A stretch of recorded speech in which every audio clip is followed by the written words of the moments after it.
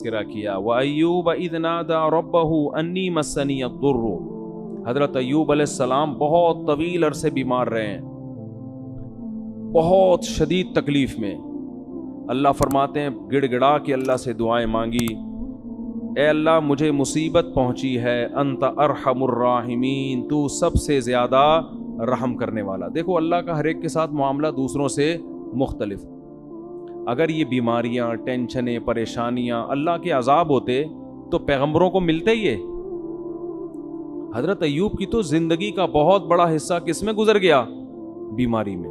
اور اسی بیماری میں آپ کے بچے بھی آپ سے، بچوں کی بھی موت ہو گئی. تو اللہ فرماتے ہیں آتیناہ اہلہ، ہم نے ایوب کو جب شفا دی تو ان کے گھر والے بھی ان کو دے دیے، اور اس جیسا اور بھی ہم نے ان کا خاندان بڑھا دیا. اس سے یہ بھی پتہ چلتا ہے بھائی فیملی اللہ کی بہت بڑی، بولو نا، نعمت. پیغمبر کو کیا ضرورت بیوی بچوں کی، تو اللہ سے ان کا اتنا گہرا تعلق، لیکن اللہ نعمت کے طور پہ بیان کر رہا ہے. اب اس کی تفسیر میں علماء کا اختلاف ہوا ہے کہ اس کا مطلب کیا ہے. یا تو وہ مر گئے تھے اللہ نے زندہ کر دیا، یا اور کوئی دوسرا خاندان بڑا دے دیا، اولاد میں خوب اللہ نے ان کے برکت دے دی. تو قرآن سے پتہ چلتا ہے کہ بڑا خاندان، زیادہ بچے، یہ اللہ کی طرف سے آزمائش نہیں ہے بلکہ اللہ کی طرف سے نعمت ہے. یہ پیغمبروں کو آزمائشوں کے بعد ملی ہیں یہ چیزیں نعمت کے طور پر. اللہ فرماتے ہیں وَأَدْخَلْنَاهُمْ فِي رَحْمَةٍ وَظَنُّونِ إِذْ ذَهَبَ مُغَاضِبًا. اور مچھلی والے کا بھی تذکرہ کریں، انہیں بھی ایک پریشانی آئی تھی، وہ اللہ سے ناراض ہو کے چلے گئے. یہ قرآن کی ایک اصطلاح ہوتی ہے، اللہ سے کوئی بھی ناراض نہیں ہوتا. اور کیا قرآن کہہ رہا ہے فَظَنَّ أَن لَّن نَّقْدِرَ عَلَيْهِ، یا یہ بھی ہو سکتا ہے قوم سے ناراض ہو کے، غضبناک ہو کے کہ میری قوم ایمان نہیں لا رہی ہے. فَظَنَّ أَن لَّن نَّقْدِرَ عَلَيْهِ، یہ سمجھ بیٹھے کہ جیسے ہمیں ان پر قدرت ہی نہیں ہے. حضرت نوح علیہ السلام یونس علیہ السلام اپنی قوم کو تبلیغ کر رہے تھے. جب مایوس ہو گئے نا تو حضرت یونس کو لگا کہ اب ان پر عذاب آئے گا اور یہ ہلاک ہو جائیں گے، تو اللہ کے خوف سے بستی چھوڑ کر نکل گئے.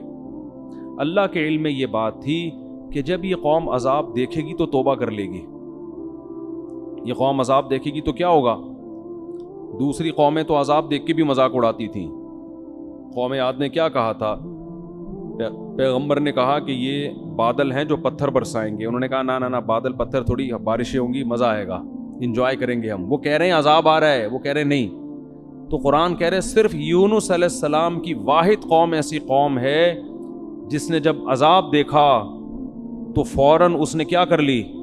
توبہ. ابھی عذاب کا کوڑا برسا نہیں تھا، عقل مند لوگ تھے اور یہ ڈر گئے تھے کہ پیغمبر ہمارے درمیان نہیں ہے، کوئی اب مسئلہ نہ ہو جائے. تو اللہ نے ان سے عذاب کو دور کر لیا. پھر اللہ نے حضرت یونس کی گرفت کی کہ آپ میری پرمیشن کے بغیر بستی چھوڑ کر نکلے کیوں؟ تو پھر قرآن اپنے انداز میں ڈانٹ لگاتا ہے. تو اس کا یہ مطلب نہیں ہوتا کہ وہ نافرمان تھے یا واقعی اللہ کا ان پہ غضب ہوا، ایسا کچھ نہیں ہے. یہ اللہ کا جلال ہے نا، اللہ کا انداز، کلام کا انداز ہے. اللہ فرماتے ہیں یونس یہ سمجھے اللہ نقدر علیہ کہ ہم ان کو پکڑ ہی نہیں سکیں گے. حالانکہ یونس ہرگز ایسا نہیں سمجھے. اگر وہ ایسا سمجھتے تو وہ تو اسلام سے خارج ہو جاتے نا.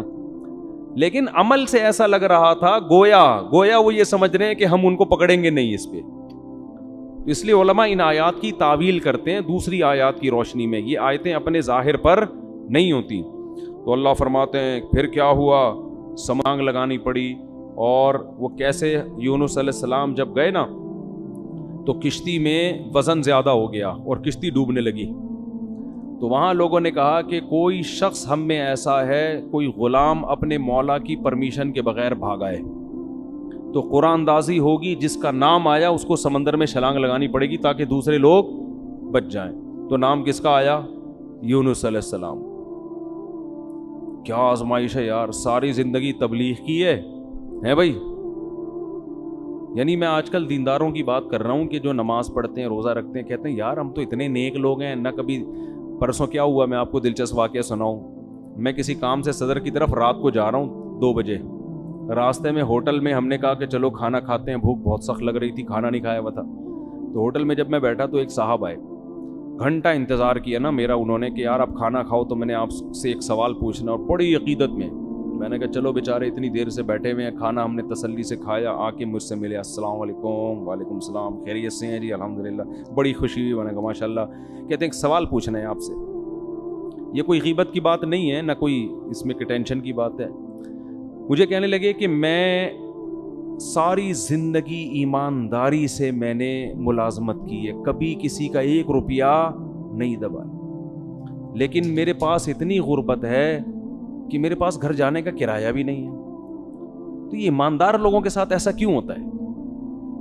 اور مجھے اس سوال کا صحیح جواب چاہیے. میں نے کہا بھائی بعض دفعہ ہوتا ہے, اللہ کی طرف سے آزمائش ہوتی ہے, عموماً تو ایسا نہیں ہوتا, ایماندار لوگوں کے مال میں اللہ برکت دیتا ہے, لیکن کبھی کبھار اللہ کی طرف سے آزمائش بھی آتی ہے اور بے ایمان لوگ ترقی بھی کر جاتے ہیں. پھر میں نے مثال دی سابق صدر کی. میں نے کہا ایمانداری کا عالمی ریکارڈ قائم کیا ہے, مگر آپ دیکھو پیسہ ہے کہ آیا ہی چلا جا رہا ہے. آئے پوری اسٹیل میں 1 چمچ اسٹیل کا کھا سکتے ہیں آپ؟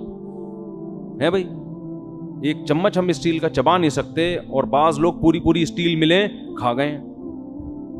تو میں نے کہا دیکھو یہ تو اللہ کی طرف سے. مجھے کہتے ہیں جواب درست نہیں ہے. کہتے ہیں آپ کے جواب سے میں بالکل بھی مطمئن نہیں ہوا. پھر میں نے یہ بات ان کو سمجھائی. کہہ رہے ہیں آپ کے جواب سے میں بالکل مطمئن نہیں ہوا, السلام علیکم, آپ جا سکتے ہیں. میں نے کہا بھائی میرے پاس تو یہی جواب تھا, وعلیکم السلام, اپنا خیال رکھیے گا. خیر انہوں نے مجھ سے معذرت بھی کی کہ اگر آپ کو تکلیف ہوئی تو معذرت چاہتا ہوں.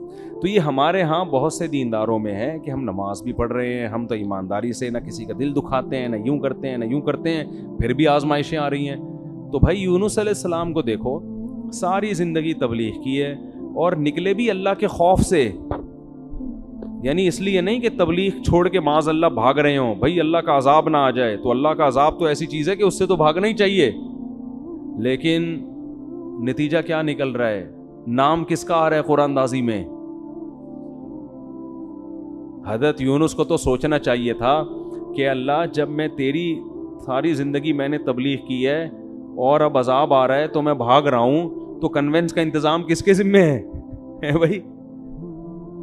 اے اللہ کم از کم بائی روڈ کا انتظام کر دے, یا بائی ایئر کا انتظام کر دے, یا شپ کا کوئی انتظام کر دے. یہ انتظام تو تیرے ذمہ. اپنے کرایہ خرچ کر کے میں کشتی میں بیٹھ رہا ہوں اور وہ کشتی کیا ہو رہی ہے؟ ڈاماڈول ہو رہی ہے. تو اس وقت ان کو خیال آیا ہوگا کہ کشتی میں ڈوبنے کا خطرہ ہے, کوئی بات نہیں, دوسرا کوئی بندہ یہاں سے اترے گا, ہم تو بچیں گے کیونکہ ہم تو اللہ کے پیغمبر اور بہت نیک. عجیب بات, کسی کا نام نہیں آ رہا. نام بھی کس کا آیا ہے؟ یونس. تو اب جب نام آیا تو بھی اللہ سے شکایت نہیں کہ یہ کیا ہو رہا ہے میرے ساتھ. کنوینس کا اللہ نے کوئی انتظام بھی نہیں کیا پراپر ہے بھائی, اور ایسی کشتی میں بٹھوا دیا جو اب کیا کر رہی ہے؟ ڈوب رہی ہے. اور اللہ نے تو مجھ سے بڑے بڑے وعدے کیے تھے, اور اب اتنے درجنوں لوگوں میں نام کس کا آ رہا ہے؟ میرا. کچھ بھی نہیں ہے. چلو سمندر میں چھلانگ لگائیں گے, کوئی پھٹا وٹا مل جاتا ہے, کہیں تیر کے آدمی چلا جاتا ہے, کچھ نہ کچھ دیر تو زندہ رہتا ہے نا. ادھر سمندر میں چھلانگ لگائی اور مچھلی منہ کھول کے کھڑی ہوئی ہے, لے بھائی مچھلی کے پیٹ میں. لیکن ایک حرف شکایت کا نہیں آ رہا. قرآن ہمیں یہ سب کیوں بتاتا ہے؟ اللہ سے اچھا گمان رکھو, ہر غلطی اپنے کھاتے میں ڈالو. ہر غلطی نہیں بھی ہو تو بولو میں غلط ہوں. ہر غلطی کس کے کھاتے میں؟ بھائی میں ہی غلط ہوں. مجھے یاد ہے ایک دفعہ ہم جب چھوٹے بچے تھے نا, اس وقت تبلیغ والوں میں بڑا جوش ہوتا تھا, اب بھی ہے لیکن وہ والا جوش رہا نہیں ہے. وہ بڑا جوش ہوتا تھا بھائی. وہ جب 3 دن کی جماعت آتی تھی نا, پورے محلے کو ہلا کے جاتی تھی. وہ ہر ایک کو لے کے, کوئی گٹر کے ڈھکن پہ بیٹھے ہیں اس کو سمجھا رہے ہیں, ادھر لے آ کے چائے پلا رہے ہیں. بڑا اب بھی ہے لیکن ظاہر ہے جو چیز شروع میں ہوتی ہے اس میں جوش زیادہ ہوتا ہے. تو وہ بہت محنت تھی. تو کیا کہہ رہا تھا میں؟ نہیں, مچھلی کی بات. ہاں, تو مجھے یاد ہے ان میں ایک ساتھی تھے, انہوں نے جماعت میں بہت وقت لگایا ہوا تھا, سال لگے ہوئے تھے ان کے, اندرون ملک بیرون ملک, بڑے محنتی اور بڑے متحرک. تو ایک دن وہ بس میں میرے ساتھ بیٹھ گئے, ہم سفر کرنے لگے. تو میں نے ان سے بات کی, میں نے کہا اللہ نے آپ سے بڑا کام لیا ہے, بہت کام لیا ہے, بہت لوگوں کو اللہ نے آپ کے ذریعے ہدایت دی. تو مجھے کہتے ہیں بھائی میں تو کام بگاڑنے والے لوگوں میں سے ہوں. تبلیغ میں کچھ لوگ ایسے لگے ہوئے ہیں جو کام کیا کر رہے ہیں؟ بگاڑ رہے ہیں، تو میں بھی انہی نالائقوں میں سے ہوں۔ مجھے ان کا یہ اسٹائل بڑا پسند آیا، میں نے کہا اتنا کام کر رہا ہے یہ بندہ، لیکن اگر ذرا سی کسی نے تعریف کر دی تو کیا کہہ رہے بھائی، تبلیغ میں کچھ لوگ ایسے ہیں جو بیڑا غرق کر رہے ہیں تبلیغ کا، انہی بیڑا غرق کرنے والوں میں سے ایک میں بھی ہوں۔ اب کوئی بیوقوف ہوتا تو کہتے پھر نکل جاؤ تبلیغ سے، ٹھیک ہے نا۔ تو یہ تواضع ہے کہ بھئی ہم کیا کر رہے ہیں، ہم تو کام بگاڑنے والوں میں سے ہیں۔ تو اللہ